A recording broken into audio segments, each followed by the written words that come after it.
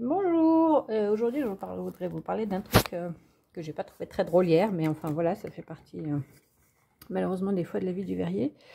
En sortant mes perles du four, j'ai eu une très mauvaise surprise, j'ai eu toute une série de perles cassées que j'avais faites, bon celle-ci c'était un peu plus longtemps, mais ces trois-là c'était plus ou moins...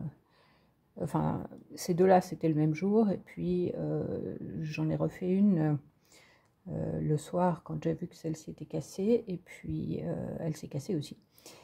Et quand ça arrive, j'ai encore une autre paire qui n'est pas sur la photo là, qui s'est cassée aussi.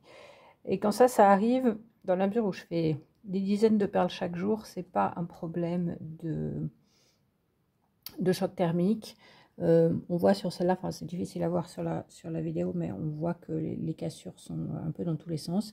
Les autres se sont cassées d'une manière qui pourrait faire penser à un choc thermique, parce que les cassures sont dans ce sens-là, mais honnêtement, je sais que c'est pas le cas, à cause de la façon dont je les ai faites, et donc ça veut dire que il y avait quelque part un problème de compatibilité, et j'ai utilisé un verre qui n'était pas compatible avec le reste. Le coupable... Le plus probable, c'était le verre transparent, parce que avec lequel j'ai enrobé toutes ces perles, en fait.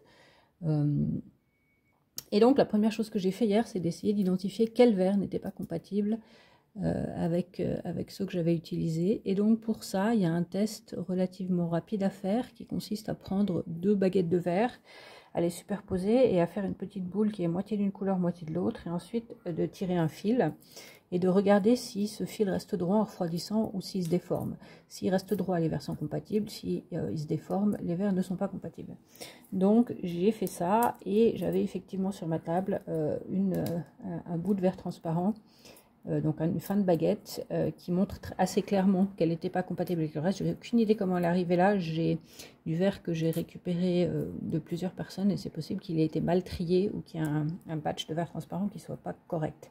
Mais vous pouvez voir, on voit ici la différence une différence assez marquée entre les fils où il y avait ce verre transparent.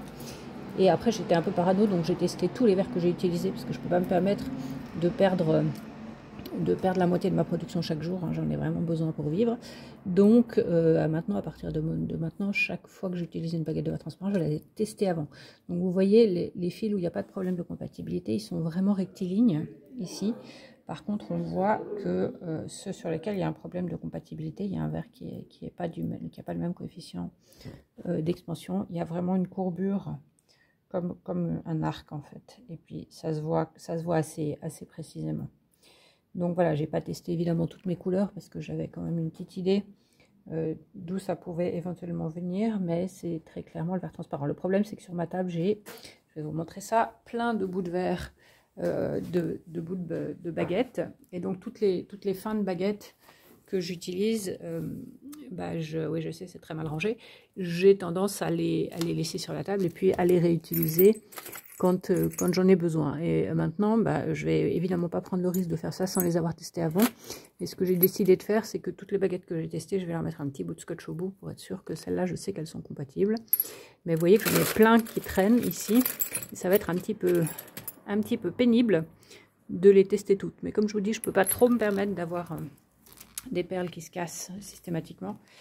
Et donc voilà, les joies de la compatibilité. Donc tout ça pour vous dire qu'on ne peut pas mélanger 2 verres au hasard, hein. Pour que le verre à chaud tienne, il faut absolument s'assurer que les verres aient le même coefficient de dilatation thermique, c'est-à-dire qu'ils se contractent, qu'ils se dilatent et qu'ils se contractent de la même façon quand ils chauffent et quand ils refroidissent, mais également qui refroidissent en passant par les mêmes stades de viscosité, parce que sinon les pièces se cassent. Voilà. Donc vous voyez que j'ai plein de couleurs ici. En théorie, tout ce qui est sur la table ici, c'est du verre qui est compatible. Il y a la théorie et il y a la pratique, comme vous pouvez voir. Donc des fois, ça ne marche pas.